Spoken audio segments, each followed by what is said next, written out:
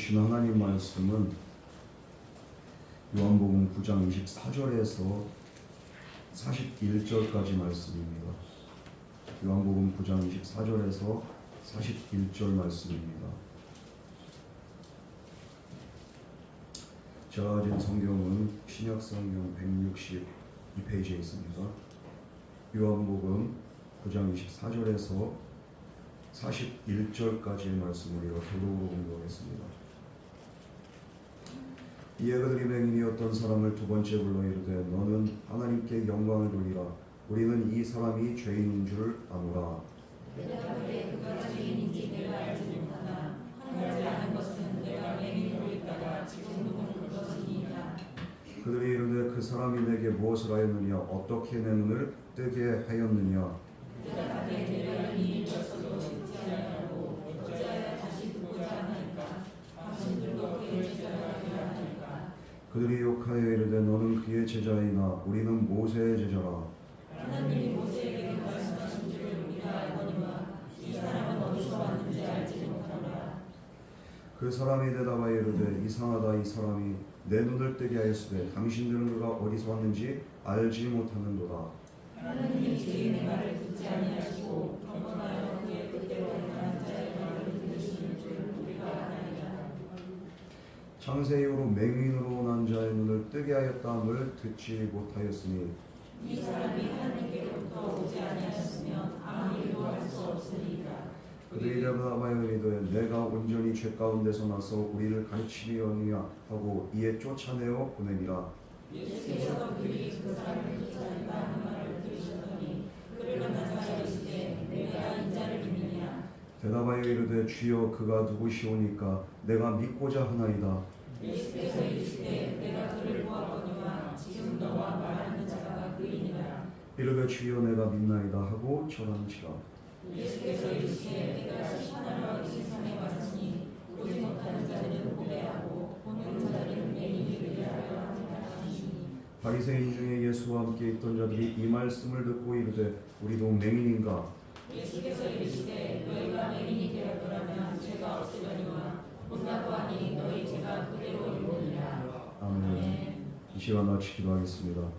사랑과 은혜 하나님 아버지, 오늘도 우리에게 주님의 말씀으로 주님의 성령으로 믿음의 눈을 열어 주시옵소서. 세상 바라보지 않고 주님 바라볼 수 있도록, 또한 이 고난 주간에 정말로 주님의 십자가와 주님의 그 보혈의 은혜를 묵상할 수 있도록 주여 오늘도 우리에게 믿음 더하여 주시옵소서. 다른 것들 다른 걸 보지 않고 또한 다른 음성 듣지 않고 오직 주님 바라보고 주님의 음성만을 듣기를 원합니다.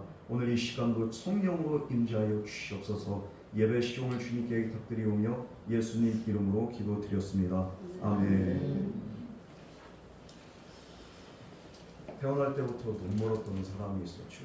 이렇게 맹인된 사람인데요. 이 사람은 예수님 만나서 두 가지 축복을 받게 됩니다. 첫 번째로 어떤 복이 임합니까? 자기가 선천적으로 이렇게 장애인이었는데 내가 저주받은 존재라고 생각을 했어요. 나는 저주받고 난 정말로 자격이 없는 죄인이라고 생각했는데 더 이상 예수님을 만나고 고침받은 이후로 그의 삶이 비극이 아니에요. 누군가의 죄 때문에 눈먼 채로 태어났을지도 모른다는 이런 강박관념 속에 있었습니다. 그러나 이제는 이 강박관념에서 해방받은 거예요. 그의 육신뿐만 아니라 그의 마음도 그의 인생도 이제는 해방을 받게 됐습니다. 얼마나 홀가분하고 얼마나 은혜가 된지 모르겠어요.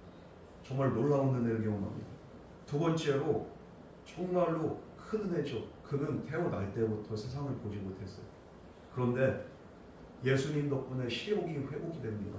아니 회복이 아니라 아예 시력이 그냥 이렇게 생겨버린 거죠. 태어날 때부터 눈먼 사람이 눈을 뜨는 것은 이건 확실히 기적입니다. 있을 수가 없는 일이에요. 일시적으로 못 보다 이렇게 보게 된 게 아니라 아예 시력이 없던 사람이 예수님의 능력으로 그가 보게 된 겁니다. 이것은 사람의 능력이 아니라 하나님의 능력이기 때문에 가능했습니다. 예수님의 행하신 일은 그냥 일시적인 현상이 아닙니다.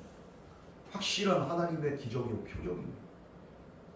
우리가 이 사실을 믿을 때, 이 사실을 의심하고 이렇게 그냥 이렇게 안 믿는 게 아니라 의심치 않고 믿음으로 받아들일 때 성경에 나타난 그 사건이 또한 저와 여러분의 삶 가운데서도 온전히 현실로 펼쳐지게 된 줄 믿으시기 바랍니다. 믿음이 그래서 능력이에요. 기적은 믿음을 낳지 못해요. 그러나 믿음은 기적을 낳습니다. 이게 바로 믿음의 역사예요.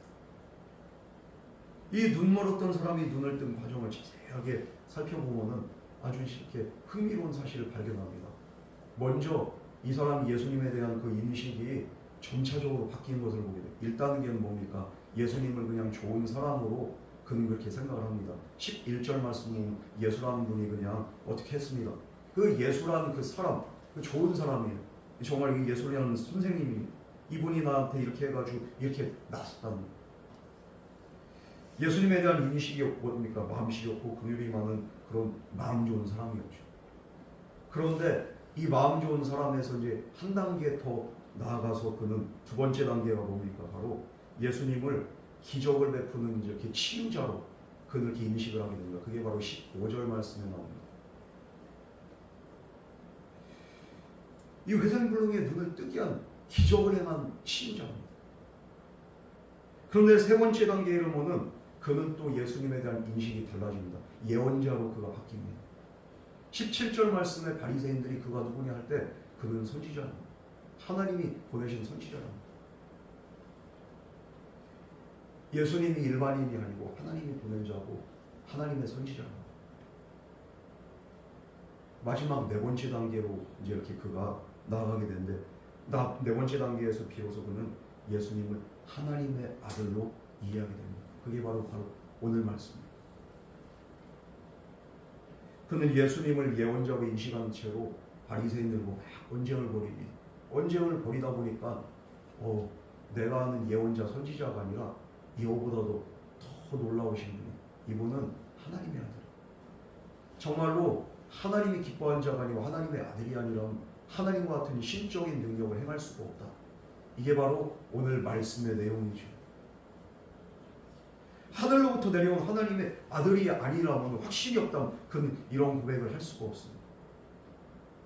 오히려 그가 핍박과 논쟁을 통해 가지고 더 확실하게 예수님을 알게 된 사건이 오늘 바로 이 말씀입니다. 바리새파 사람들은 이 맹인이었던 사람을 아무리 설득하려고 해도 설득이 안 돼요. 그러니까 부모님을 부른 거 아니겠습니까? 부모님 뭐라고 해가지고 그래가지고 겁박을 하고 부모를 통해서도 정말로 어떻게 해서든 이 사람의 말이 네 자식의 말이 헛소리라는 것을 증명해라 이렇게 하는데 부모들도 별다른 제스처가 없어요. 그러니까 이 맹인이었던 사람을 오늘 다시 불러오고 그러면서 이 사람을 다시 겁박을 합니다. 너 이 사회적인 시선 두렵지 않냐? 네 발언 한마디 네 앞으로의 인생이 걸려있고 미래가 걸려있는데 두렵지 않냐? 또 똑바로 생각하고 다시 한번 말해봐. 지금 이런 분위기에서 그를 다시 부르고 그럴 때 이 맹인이었던 사람은 이미 내가 만난 분이 예수님이고 내가 지금 확신한 그분이 정말 하나님의 보내신 자인데 내가 이것을 어떻게 부인 나린히 경험했어. 그는 용기를 냅니다. 우리가 때로는 침묵할 때가 있어. 그런데 용기를 내서 내 정체성을 드러내야 될 때가 있습니다. 내가 믿는 그분이 누구냐. 내가 믿는 분은 예수 그리스도 살아계신 하나님의 아들. 나는 그분을 따르는 그리스도인. 이것을 세상을 향해서 우리가 가감없이 드러낼 때 하나님께서는 우리의 그 믿음의 고백을 통해서 하나님의 살아계심과 하나님의 역사를 나타내게 되는 거예요. 우리가 정말 살아가면서 때때로 믿음의 고백을 어디서 하고 있습니까? 이 교회 말고 교회 밖에서도 나의 삶의 현장 속에서도 우리는 믿음의 고백이 온전히 이루어져야 돼요. 내 목에 칼이 들어온다 할지라도 나는 예수 그리스도를 믿는다. 이분은 나의 구세주시다. 이분이 살아계신 하나님이시다. 이런 믿음이 있다면 우리는 어떤 상황 속에서 두렵지 않습니다. 온전한 믿음은 모든 두려움을 이깁니다. 그리고 우리로 하여금 승리케 하십니다. 이 온전한 믿음 안에서 두려움은 물리치고 마귀 권세 물리치고 모든 문제들도 믿음 안에서 해결받을 수 있는 저와 여러분 되기를 주님으로 축원합니다. 24절에서 25절 말씀 우리 다 같이 공독하겠습니다. 시작. 이에 그들이 맹인을 가진 사람을 두 번째 불러 이르되 너는 하나님께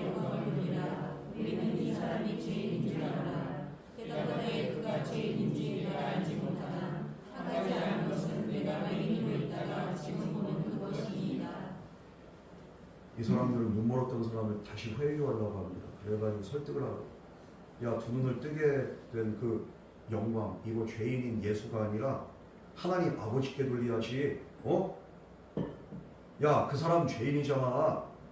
이 사람이 죄인인데 무슨 이 사람한테 영광 돌리냐? 하나님께 영광 돌려야지. 그런데 이렇게 강요한 그들을 향해서 눈 멀었던 자가, 이 맹인이었던 자가 뭐라고 고백을 합니까?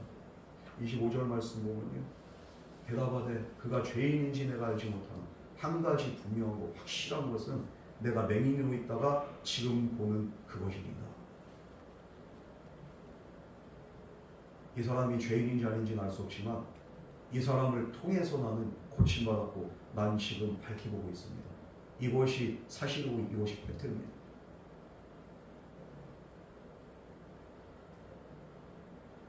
지금 누구의 눈치도 보지 않고 지금 가감없이 자기의 마음에 그 생각들을 얘기하고 믿음으로 선포하는 것. 그러면서 계속적으로 이 바리새인들과 이제 이렇게 또 언쟁이 펼쳐지기 시작합니다. 26절에서 27절 말씀 우리 다 같이 공부하겠습니다. 시작. 그들이 이르되 그 사람이 내게 무엇을 하느냐 어떻게 내게 뜨게 하였느냐 대답하되 내가 이미 일렀어도 듣지 아니하고 어찌하여 다시 듣고자 하나이까 당신들도 그의 제자가 되려 하나이까.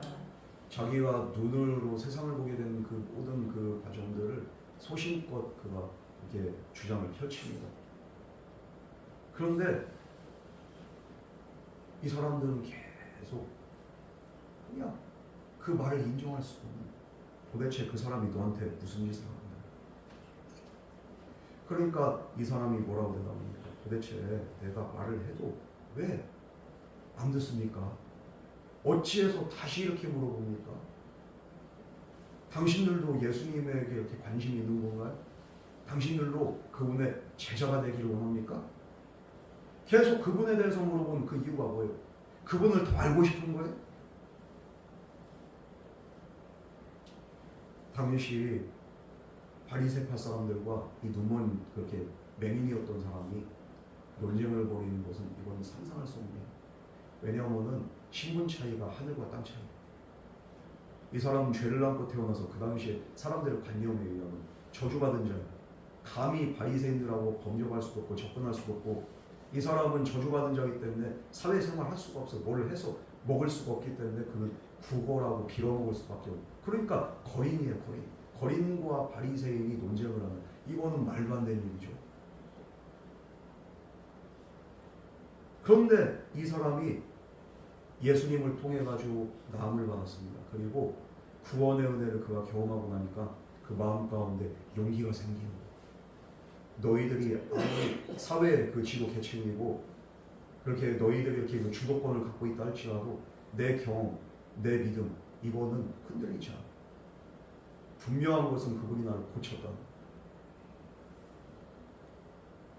우리가 구원의 은혜를 경험하게 되면 우리도 이 맹인이었던 자와 같이 우리 마음에 용기가 생깁니다.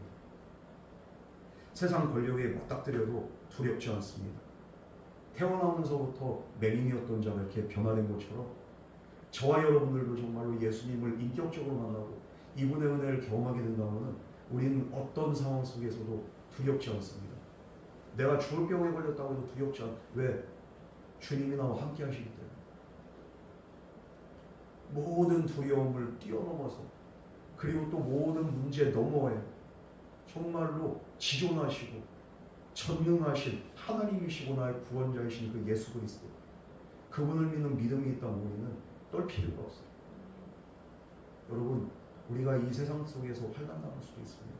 어려움 당할 수 있습니다. 때로는 고난 당할 수 있습니다. 핍박받을 수 있습니다. 그럼에도 불구하고 우리가 두려워하지 않는 그 이유는 뭡니까? 우리는 확실히 알아요. 예수님이 어떤 분인지. 그 확실한 믿음이 있다면 여러분, 모든 상황 속에서도 우리는 범사에 감사하고 그리고 기도하고 기뻐하면서 우리가 주님 영광 나타낼 수 있는 줄 믿으시기 바랍니다. 그분이 나에게 어떤 분이냐, 나에게 어떤 일을 행했냐, 이 경험 있는 사람들은 절대 흔들리지 않아요. 이렇게 눈을 뜨니까 그의 인생관뿐만 아니라 신앙관 자체가 변화가 됩니다.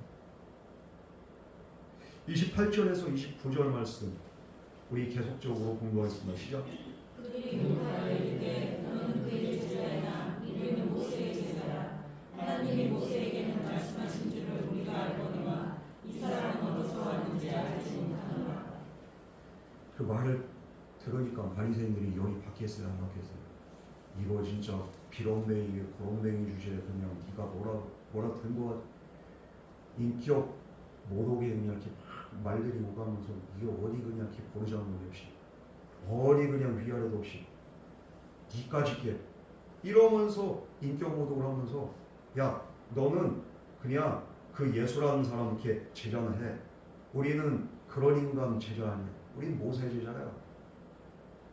이 사람들의 자부심이 묻어나온 그 프라이드가 모세의 제자라고. 모세의 율법으로 우리는 달달달 꿰고 있고 누구보다도 신앙적으로도 그리고 또 학문적으로도 율법적으로도 우리는 전문가인데 근본도 없는 저 예수의 제자 너나 해. 어디서 그냥 이렇게 근본도 없는 게 빌어먹던 주제에 그냥 그런 식으로 욕을 하면서 자기들의 그냥 이렇게 프라우드를 그냥 확 이렇게 나타내요. 이 사람들이 정말로 가졌다고 생각하지만 실상은 가진 자들이 아니지. 그러면서 그냥 근본을 그냥 이렇게 내세우는 거예요. 하나님이 모세에게 말씀하셨어요. 그래서 모세를 통해서 하나님이 우리에게 말씀 주셨고 율법을 주신 거예요. 이건 우리가 알고 있어. 분명한 사실. 그런데 저 사람이 한 말이 하나님으로부터 한지 어떻게 알아? 이 사람 어디서 왔는지 알지 못하는데 어디 근본도 없는 사람을 가지고 그냥 우리랑 이렇게 지금 비교질하고 있어. 우리가 가당키나 저런 사람의 그냥 제자가 된다고? 어디서 헛소리하고 있어. 지금 그와 언쟁하면서 욕설도 서슴지 않을 정도로 그들은 지금 극도로 흥분합니다. 그런데도 눈물 없던 이 맹인이었던 사람은 그들의 궤변과 강요에 휘말리지가 않아요. 왜냐하면 내가 만난 그분이 정말로 하나님의 보내신 자라는 확신이 있었기 때문에. 그러면서 그 보내신 자, 선지자가 아니라 그가 더 놀라운 고백을 하게 됩니다. 우리 30절부터 33절 말씀 우리 다 같이 공부하겠습니다. 시작. 그 사람이 대답하여 이르되 이상하다. 이 사람이 이름을 드리게 하시되 당신들은 그가 어디서 왔는지 알지 못하는도다. 하나님이 죄인이라를 듣지 아니하시고 경건하여 그의 뜻대로 하나님 자를 알려주시는 우리가 알아야. 창세기에서 유대인이 난 땅에 너를 있게 하였다. 믿지 못하였으니 이 사람이 하나님께로부터 오지 아니하시니 아무 일도 할 수 없습니다. 이 바리새파 사람들이 이 근본도 없는 그 사람이 뭔데 야 그러면서 이렇게 막 이렇게 다그치니까 뭐라고 말합니까? 죄인이 어떻게 눈먼 사람을 고칠 수가 있습니까? 당신들 이 사람 죄인이라고 하는데 그분이 죄인이라면 이런 일이 하나님의 신적인 기적이 일어날 수가 있겠습니까? 그들에게 막 따지는 겁니다. 맞잖아요. 그게 논리적이잖아요. 창세기로 누가 태어날 때부터 눈먼 자가 눈을 뜨게 되었다는 그런 기록이 어디 있습니까? 모세 시대에도 없고 창세기 이래 이런 이렇게 그 역사가 일어난 적은 한 번도 없습니다. 한번 생각해 보세요.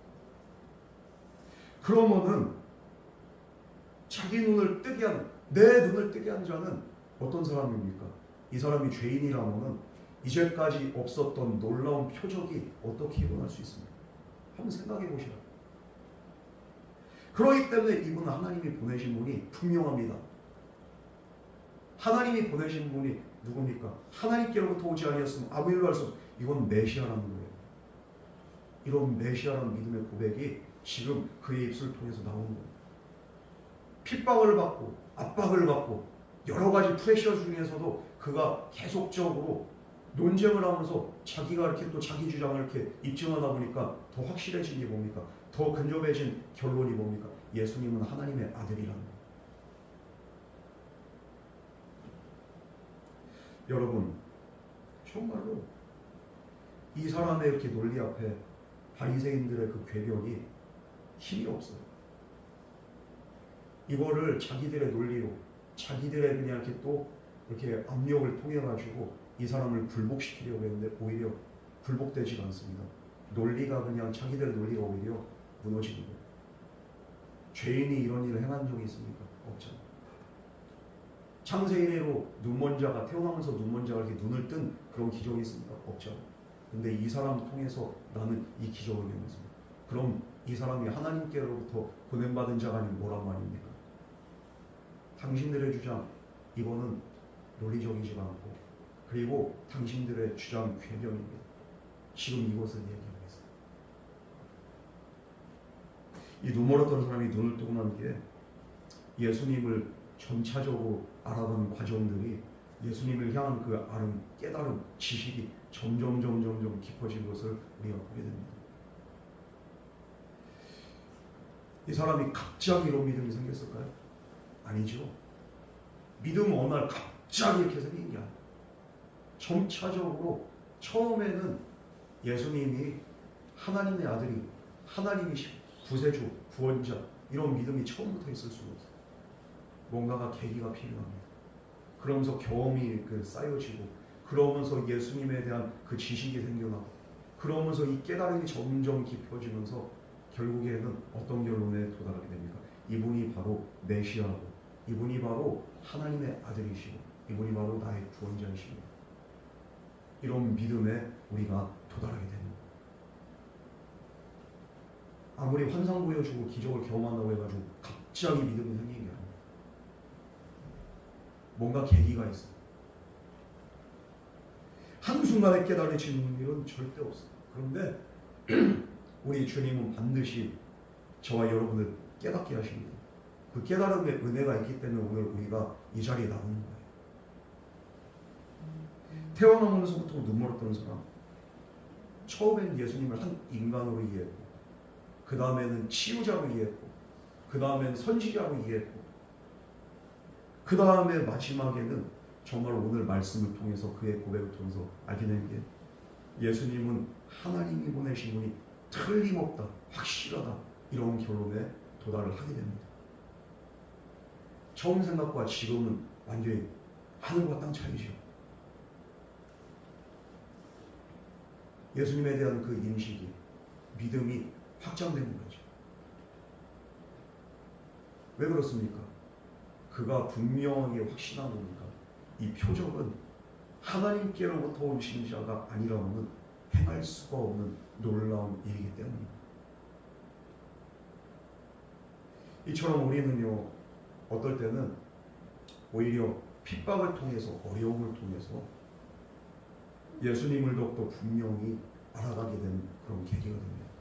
내가 평안할 때 예수님을 더 깊이 묵상되는 게 아니라 고난 중에 어려움 중에 환난과 핍박 중에 그럼에도 불구하고 신앙을 찾기 위해서 해답을 찾기 위해서 몸부림치는 과정 가운데 우리는 더욱더 깊이 주님을 묵상하게 되고 그리고 주님이 정말로 나에게 어떤 분이심을 우리가 깨닫게 됩니다. 그래서 고난이 우리에게 주는 그런 유익이 있어요. 이 고난을 통해서 주님도 의지하게 되고 주님을 더 생각하게 되고 그러다 보면은 내 믿음이 확실하게 되고 그 확실한 믿음 속에서 우리가 평강 누리고 그러다가 또 문제 해결됩니다. 분명한 것은 이 사람 핍박을 통해서 주님을 더욱더 분명히 깨달았어요. 그리고 논쟁을 통해서 예수님에 대한 자기 생각을 온전히 정리할 수 있었어요. 지금 예수님이 인류의 구원자가 우리가 이 사실을 안 믿어진 사람이 있을 수 있어요.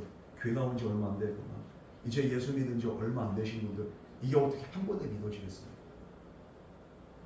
그러나 하나님 말씀에 계속 귀를 기울이다 보면 그리고 내가 정말로 주님을 묵상하다 보면요 우리가 일주일 뒤에 아니면 한 달 뒤에 아니면 1년 뒤에 우리는 분명한 것은 우리의 인식의 변화가 반드시 있게 된 줄 믿으시기 바랍니다. 반드시 있어요. 주님을 묵상할수록 주님을 생각하면 생각할수록 이분이 어떤 분인가 우리는 분명히 깨닫게 됩니다. 우리가 이제 이렇게 사순절 기도를 하고 이제 고난주간으로 들어가는데 우리가 계속 묵상한 게 뭡니까? 매일매일 우리가 하나님 말씀 묵상하고 하나님 말씀 붙잡고 우리가 기도하고 그렇게 하다 보니 우리의 믿음이 더욱더 확고해지잖아요. 기도의 결이 달라지잖아요.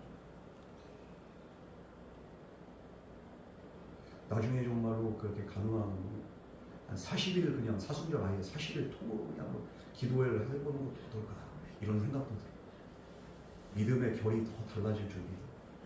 매일매일마다 그냥 어휴 웃는 게 은혜가 돼서 웃는 거예요. 기대가 돼서 2주도 정말로 그냥 이렇게 빡세다고 하는데 우리 3주, 4주 한번 이렇게 가보는 거예요. 하나님 말씀을 매일매일 이렇게 우리가 들어보면서 기도하면서 이 믿음이 신앙의 농도가 달라지죠. 여러분이 그래서 이번 진짜 이렇게 좋은 기회입니다. 아직까지 참석 안 하시는 분들 오늘부터라도 좀 참석하세요. 이미 반절 지나갔어요. 처음에 시작할 때 어떻게 하나 싶은데 벌써 반절이 지났어요. 이 은혜 자리로 나오셔가지고 주님을 더 알기 원하는 분들은 정말로 주님 음성 들으시고 주님 말씀 속에서 주님의 뜻을 깨달을 수 있는 저와 여러분 되기를 주님을 축원합니다. 이 눈물 어떤 사람 예수님이 누군지 확실히 알았어요. 그런데 결국에 바리새파 사람들한테 이것 때문에 이 믿음의 고백 때문에 모욕당하고 수치를 당하고 쫓겨나게 됩니다. 이 소식을 들으신 예수님은 그를 찾아와서 만나주십니다. 우리 34절에서 38절 말씀입니다. 같이 한 목소리로 공유하겠습니다. 시작. 내가 온전히 죄 가운데서 나서 우리를 가르치냐 하고 이에 쫓아내어 보내리라. 예수께서 그들이 한 사람을 쫓아낸다 하는 말을 들으셨더니 그를 만나서 이르시되 내가 인자를 믿느냐. 대답하여 주여 그가 누구시오니까 내가 믿고자 하나이다. 예수께서 이르시되 내가 그를 보았거니와 지금 너와 말하는 자가 그이니라. 이르되 주여 내가 믿나이다 하고 전하는 자. 예수께서 38절까지 이게 하나님으로 동정하는 예수님이 누구냐 말입니까? 이 표적을 행한 자는 하나님으로부터 온 자가 아니면 행할 수가 없습니다. 하나님이 기뻐한 자에게 이 기적을 또 이렇게 이루시는 거지 죄인에게 이런 역사가 나타나게 하지 않습니다. 그런데 그들이 이렇게 뭐라고 합니까? 내가 온전히 죄 가운데서 나서 우리를 가르치니 아직도 죄인 취급을 하는, 아직도 저주받은 자 취급을 하는. 이미 그는 고침받았습니다. 더 이상 예전에 손가락질 받던 죄인 취급받던 그런 존재가 이제는 새로워진 거예요. 인생이 달라졌어요. 그럼에도 불구하고 바리새인들의 그 인식은 뭡니까? 여전히 죄인이에요. 여전히. 우리가 신앙생활하면서 내 눈꺼풀이 벗겨지는, 내 눈꺼풀에 이렇게 비밀이 벗겨진 그런 경험이 있어야 돼요. 어저께 우리가 기도회 때 우리 예수님께서 너희들은 두 가지 누룩을 조심하라. 하나는 바리새인의 누룩이고 하나는 헤롯의 누룩을 너희는 조심하라서 제자들이. 이 바리새인의 누룩이 뭡니까? 이 편견이고 자기중심적이고 오만하고 교만한 자기밖에 모르는 그런 신앙. 내가 다 옳다. 내가 다 옳다고 생각하는 사람들, 예수님이 그들에게 친히 말씀하셔도 답이 없어. 예수님이 그래서 떠나가자는 그 사람들. 우리 안에 바리새인의 누룩 이거 제거해야 됩니다. 그러기 위해서는 내 눈꺼풀이 정말로 이 잘못된 이렇게 눈꺼풀 벗겨져야 돼요. 색안경 벗겨져야 돼요. 내가 생각하는 그냥 이렇게 신앙의 관념적인 그 예수가 아니라 내 관념을 뛰어넘고 내 이성을 뛰어넘고 내 경험을 뛰어넘는 그 예수 그리스도를 우리가 인정하고 믿을 때 우리에게 새로운 역사가 나타나요. 이 바리새인들은 그들이 보긴 보아도 이미 이것이 기적인 것을 그들이 왜 모르겠습니까? 봤어요. 그러나 이 기적을 행하신 분, 표적을 행하신 분, 예수님을 죄인 취급합니다. 그리고 이들도 알아요. 이 사람이 고침 받아서 더 이상 이 사람들 관념 속에 죄인도 아니고 저주받은 자가 아니고, 그럼에도 불구하고 뭐라고 합니까? 내가 온전히 죄 가운데서 나서 우리를 가르쳐 여전히 죄인 취급을 합니다. 자기들이 뭐 이런 사람에게 은혜가 임할 수가 없어요. 그러면서 오히려 이 사람의 말을 듣고서 정말로 생각이 있고 믿음 있는 사람은 깨달아야 되는데 보기는 보아도 보지 못하고 듣기는 들어도 듣지 못하고 그리고 경험을 해도 깨닫지 못하고 알지 못하고 기억하지 못하고 이게 바로 바리새인의 도덕이에요. 여러분 이 고난주간에 정말로 철저하게 우리 안에 있는 모든 이 바리새인의 누룩들이 다 벗겨지고 씻겨지고 그래서 주 안에서 깨끗함을 받을 수 있는 저와 여러분에게 주님을 축원합니다. 내 고정관념 다 내려놓으세요. 주님의 십자가 앞에. 주님의 십자가 앞에 내 자아도 내려놓으세요. 내가 똑똑하면 얼마나 똑똑합니까? 내가 잘나면 얼마나 잘났습니까? 우리는 한낱 죄인입니다. 은혜 받은 죄인이에요. 오늘도 우리에게 필요한 건 주님의 긍휼입니다. 주님이 이 맹인된 자를 긍휼히 여기셔서 고치신 거예요. 그럴 때 기적이 나타납니다. 이렇게 해가지고 이 죄인 취급을 받으면서 인격 모독을 받으면서 얼마나 서럽겠어. 내가 고침을 받았는데 여전히 저주받은 자, 죄인 이런 취급을 받는 거기서 오는 정말로 이렇게 또 상실감과 허탈함은 또 얼마나 크겠습니까? 여전히 죄인 취급을, 여전히 나는 배척받는, 여전히 나는 거렁뱅이 취급받는, 나는 외톨이입니다. 그런데 그런 그에게 누가 찾아갑니까? 예수님이 찾아갑니다. 외면받고 버림받고 멸시 천대를 받는 그에게 찾아온 그 한 분이 계신 그분이 바로 예수님이십니다. 그 예수님을 만나고 그는 확실하게 깨닫습니다. 정말로 내 믿음의 확신합니다. 예수님을 만난 그 순간 이제는 그 믿음이 확신이 돼서 이제는 흔들리지 않아요. 우리가 예수님을 이해하는 데는 크게 두 가지 방식이 있어요. 머리로 믿는 게 있어요. 지식적인 믿음이죠. 오늘도 주일 아침에 어린이 예배를 드리면서 시온이한테 물어요. 예수님이 어떤 분이에요? 예수님은 구원자라고 하던데요. 하나님의 아들이라면 머리로만 아이들이 그런데 이것을 가슴으로 크게 받아들이기까지는 아직 기도가 부족하고 경험이 부족합니다. 그러나 지식적인 믿음이 있어요. 그런데 이 지식적인 믿음은 안 믿는 사람들도 예수님에 대한 그 소문을 알아요. 우리가 교회를 나오지만 인격적으로 예수님을 믿지 못하고 만나지 못한 사람들은 머리로는 알아. 성경 많이 알고 있어. 지식적인 믿음이죠. 그런데 그 이상을 벗어나지 못해.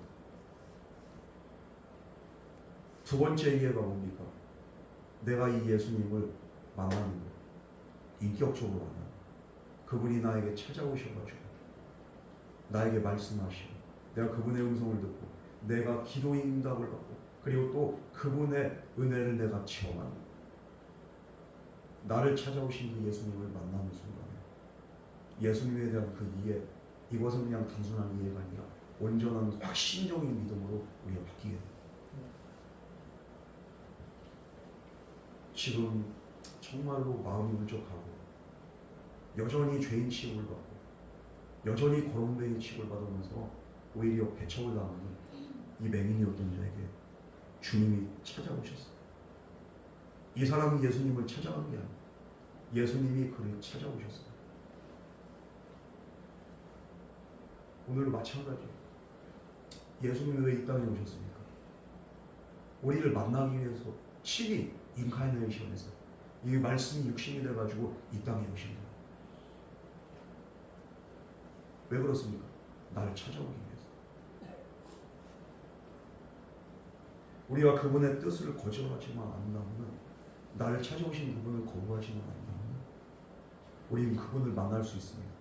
인격적으로 그분 만나고 그분의 음성을 듣고 우리가 기도를 통해서 그분과 교제할 수 있어요. 왜 그렇습니까? 예수님은 우리를 만나기 위해서 이 땅에 오신 분이기 때문에 믿으시기 바랍니다. 이 고난주간에 우리가 무엇을 묵상합니까? 왜 주님이 나를 위해서 십자가에 달리셨나? 왜 나를 위해서 십자가에 달리시고 못 박히시고 옆구리에 그렇게 창을 찔리셔서 그렇게 아픔을 당하셨나? 왜 물과 피를 다 쏟으시는가? 나와 같은 죄인의 죄를 용서해 주셔서 나를 만나 주셔서 내가 하나님 자녀 되게 하기 위해서 주님은 고난 당하셨어요. 이 고난의 주님을 우리가 거부하지 않고 믿기만 한다면 주님은 반드시 만나 주십니다. 못 박힌 손과 발을 우리에게 내밀어 주시고 그 못 박힌 손을 내밀어서 우리를 치유하시고 우리를 모르는 주시고 주님은 오늘도 우리를 찾아오기를 원하시고 문제는 우리의 마음이 닫혀있다. 주님은 또한 바리새인들도 만나주시기를 원했어. 문제는 그들이 거부했다. 여러분 하나님 앞에 우리가 강팍한 마음으로 가지고서는 은혜를 받을 수가 없어요. 우리의 마음, 우리의 자아 주님의 십자가 밑에 다 내려놓고 있는 그대로 주님을 받아들일 수 있는 저와 여러분 되기를 주님을 축원합니다. 주님은 오늘도 만나 주실 줄 믿습니다. 이 은혜를 생각하면서 우리가 감사할 때 이 고난 주간이 단순히 그냥 슬픔의 주간이 얼마나 감사하고 얼마나 기쁘고 얼마나 은혜를 가는지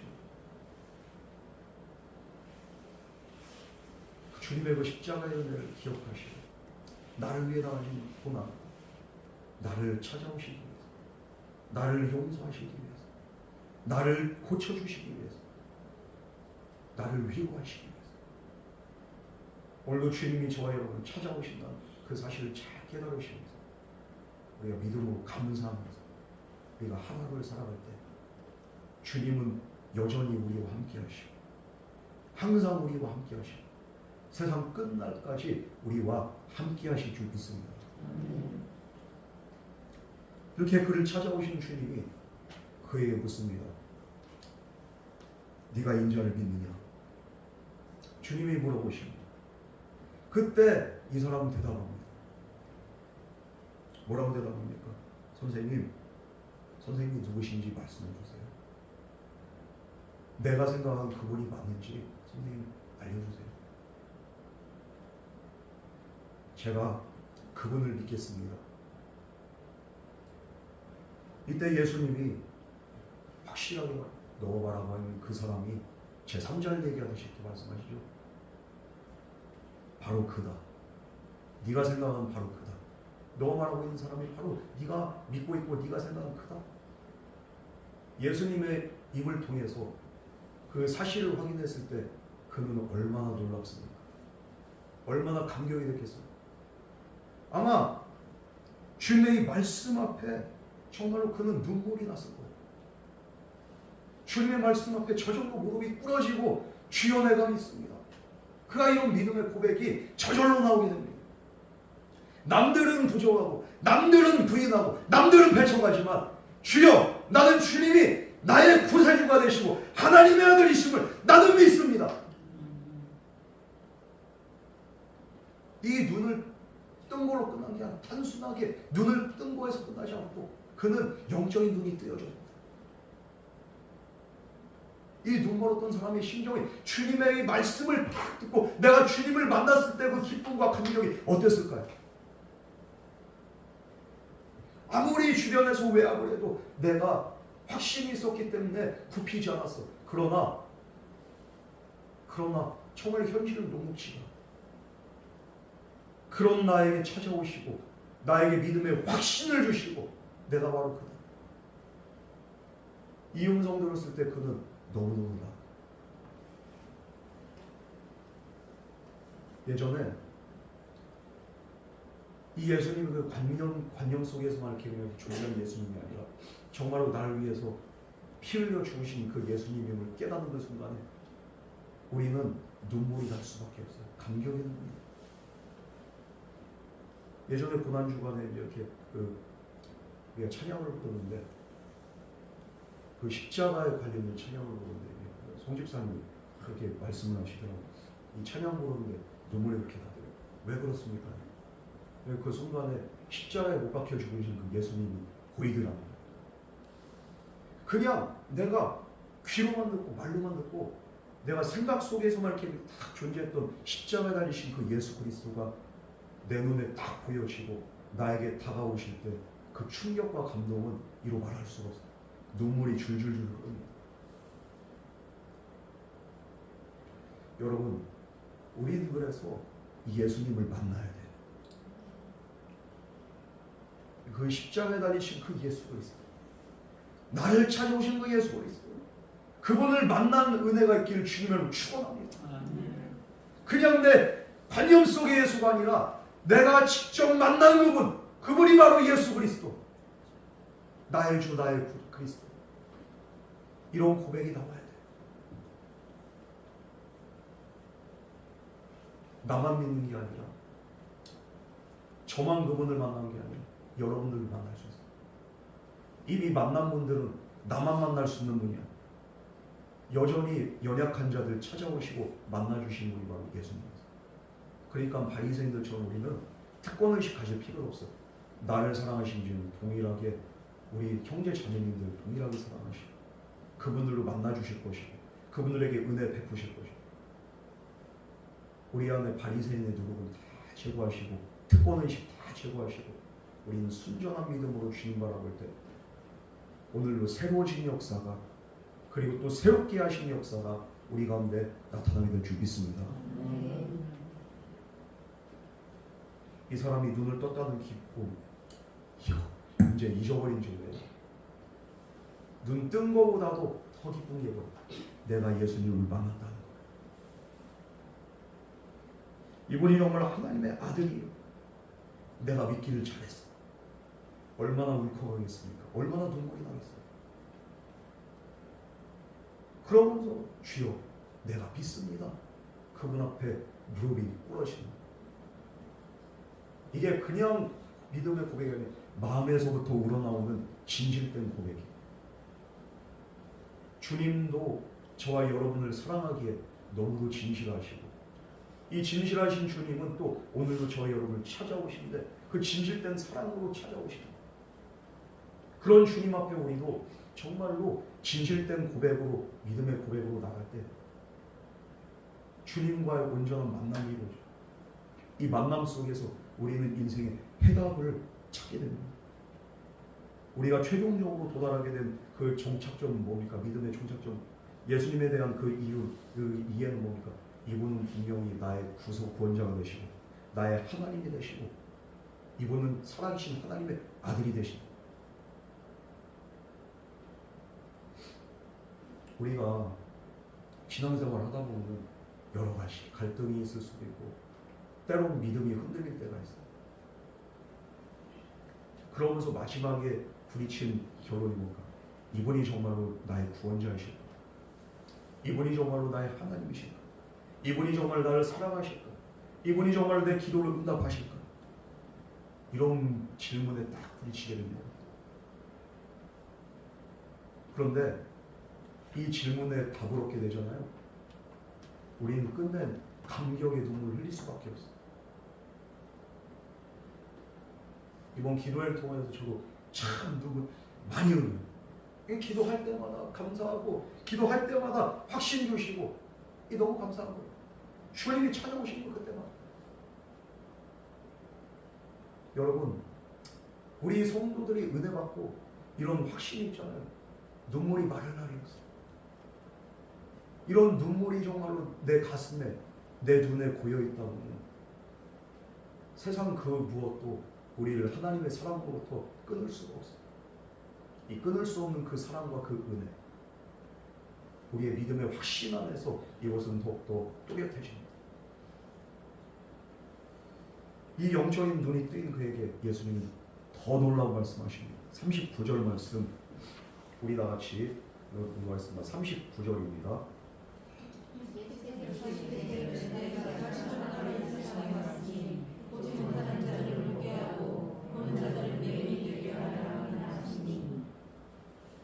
여기서 보지 못하는 사람은 누굽니까?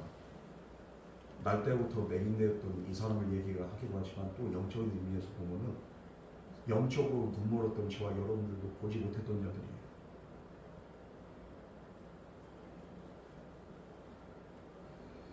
그런데 이런 사람들로 하여금 보게 한다. 주님의 영광을 보게 하고 온전한 믿음 갖게 하고 그리고 이런 사람들로 하여금 이제는 주님을 따를 수 있는 믿음도 허락해 주는. 그래서 보지 못한 자들 포기하고 보는 자들은 맹인이 되게 하며 발휘하며, 보는 자들은 뭡니까? 나는 다 알고 있다. 나 혼자 여기 은혜 받는 거, 나 혼자 그냥 하나님의 사람 체제한 거. 오히려 이런 사람들이 바리새인의 누룩이 그냥 충만한 사람들. 자기 혼자만 기도하고 자기 혼자만 응답받고 자기 혼자만 음성 듣고 혼자 다 안다고 착각하는 사람들, 바리새인들 같죠. 그런 사람들 오히려 은혜가 없어요. 이런 사람들 죽여내는 정말로 불편해. 사람들 말 한마디 한마디가 얼마나 불편한지 몰라요. 자기는 다 한다니까. 그러나 자기 하는 말이 다 하나님의 뜻이라니까. 그런데 왜 주변 사람들 오히려 불편함을 느낄까요? 덕이 안 되니까 그래요. 덕이 안 되니까. 은사가 있고 그리고 또 은혜가 있는 그 이유가 뭡니까? 고린도전서 14장에도 나오지만 이렇게 은사가 있는 것은 이렇게 덕을 세우기 위함이죠.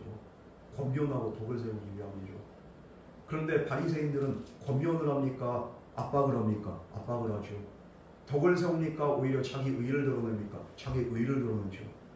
이런 자들이 뭡니까? 바로 보는 자들이라는 거예요. 이런 사람들 오히려 맹인이요, 맹꽁이요. 영적으로는 주님을 봐도 보지를 못해. 들어도 깨닫지를 못해. 그 끝은 뭡니까? 멸망하는 거예요.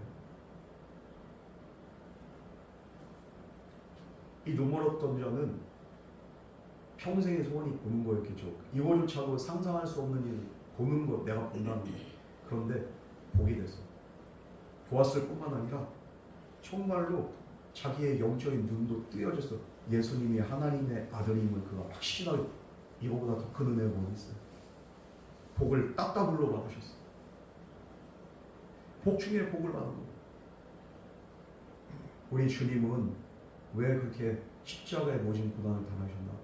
우리가 보지 못하기 때문에, 보지 못한 저와 여러분들의 영적인 눈을 열어주기 위해서 주님이 대신 그 죽임당하시고, 정말로 그렇게 보지 못한 사람들이 삶이 자유롭습니까? 자유하지 못하죠. 다 제약이 있어요. 자기의 범위 내에서만 그러고, 이거 동선 제대로 이렇게 모르면은 또 헷갈리고 꼬이는 거예요. 자유롭지가 못해. 영적으로 눈먼 자들은 자유함을 뺏깁니다.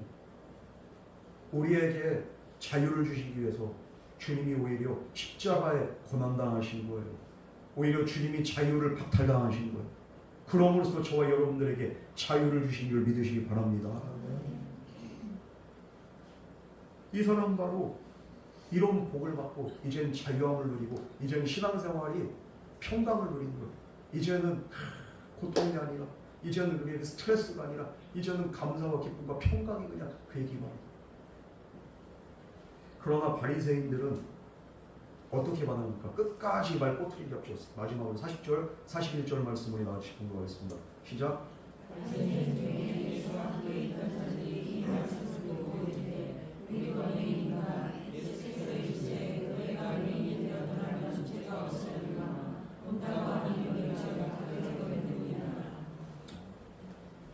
바리새의 사람들은 그 말씀 제대로 이해가 안 되죠. 그러니까 그럼 우리도 맹인이야? 아유, 말해봐. 맹인이야? 말을 들을 자세가 아니라 계속 시험하는 태도를 그냥 이렇게 고수하고 있습니다. 예수님께 이렇게 반문을 하는 거예요. 영적으로 눈이 멀어가지고 자기들이 정말 어떤 상태인지를 끝까지 깨닫지 못합니다. 우리는 강팍한 마음이 아니라 정말로 겸손한 마음으로 주님 앞에 나갈 때 그 말씀 있는 그대로 받아들일 때 우리에게 은혜가 임하는 거지. 강팍한 마음은 계속 돌박과 같은 마음이고, 그리고 또 길가와 같은 마음이라서 말씀이 계속 튕겨나가는, 그런 자들에게 예수님도 어떤 일을 할 수가 없어요. 예수님이 나사렛에서 그렇게 말씀 전하시고 할 때, 야, 저 사람 누구야? 내가 저거 마리아 아들 아유, 그 형제들도 알고, 아이고 목수잖아 저거. 저게 뭐라고 아주. 사람들이 그러니까 거기에서 어떠한 그렇게 일도 행하지 못하시고 그냥 몇 사람만 고치고 떠났다고 하잖아. 예수님도 답이 없어요. 할 수가 없어요. 탄식하시면서 그들 떠납니다. 여러분, 그러므로 우리는 정말로 영적인 복이 필요하고 우리에게는 하나님의 은혜와 자비와 긍휼이 필요해요. 그래야지 내 마음이 열리는 거예요. 하나님으로부터 얻게 된 소망과 축복은 저를 비롯해서 여러분에게 또 믿지 않는 자들에게 다 필요합니다. 그냥 교회 왔다 갔다 해서 이 복과 소망을 얻을 수 있는 게 아니에요. 반드시 예수님을 만나야 됩니다. 그럴 때 우리는 믿음의 고백이 저절로 나오게 됩니다. 예수님 언제나 우리를 만나주시기를 원해요. 예수님을 만나고 진짜 온전한 믿음의 고백을 했던 이 맹인이었던 자와 같이 오늘도 주님 우리에게 찾아오시는데 우리는 언제까지 거부하겠습니까? 우리 인생의 의미와 목적을 알려주시고 삶의 모든 절망과 허물을 깨끗하게 씻어주시는 분은 온전한 치유자는 바로 예수님밖에 없습니다.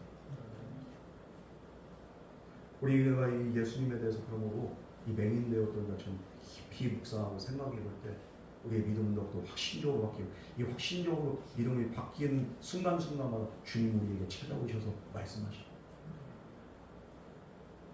여러분 예수님께서 하나님의 보내신 구원자고 나의 주 나의 그리스도 나의 하나님임을 여러분 확신하십니까? 이 확신이 정말로 여러분에게 있길 바라요. 오늘 눈이 멀었다 다시 보는 일에 바리새인들 앞에서 어떻게 합니까? 분명하고 자신있게 예수님이 나에게 어떤 분인지를 그가 고백했듯이 그리고 예수님 앞에서도 그가 내가 믿습니다 하면서 고백했듯이 저 여러분의 삶에도 이런 믿음의 고백이 있기를 주님을 축복합니다. 그러면 영원한 성령이신 예수 그리스도 그분의 능력과 그분의 은혜가 우리를 영과 혼과 육을 덮으시고 그분의 은혜와 자비와 긍휼 안에서 우리의 삶이 언제나 생수의 강이 넘쳐나는 그런 놀라운 축복과 생명의 역사가 나타나게 될 줄 믿습니다. 우리 이 시간 같이 기도하겠습니다. 사랑과 은혜 하나님 아버지 정말로 주님이 나의 주 나의 그리스도 나의 하나님이심을 우리가 입으로만 생각으로만 고백하고 그냥 이렇게 형식적인 믿음으로 살아가는 것이 아니라 정말로 확신적인 믿음 가지고 우리가 이런 믿음의 고백을 해서 이 맹인 되었던 자의 그 고백이 나의 고백이 되고 나의 삶의 이 고백대로 주님의 은혜와 주님의 역사가 온전히 나타날 수 있도록 주님께서 축복하여 주시옵소서. 오늘도 우리에게 함께 하심에 감사드리며 예수님 이름으로 간절히 기도드렸습니다. 아멘.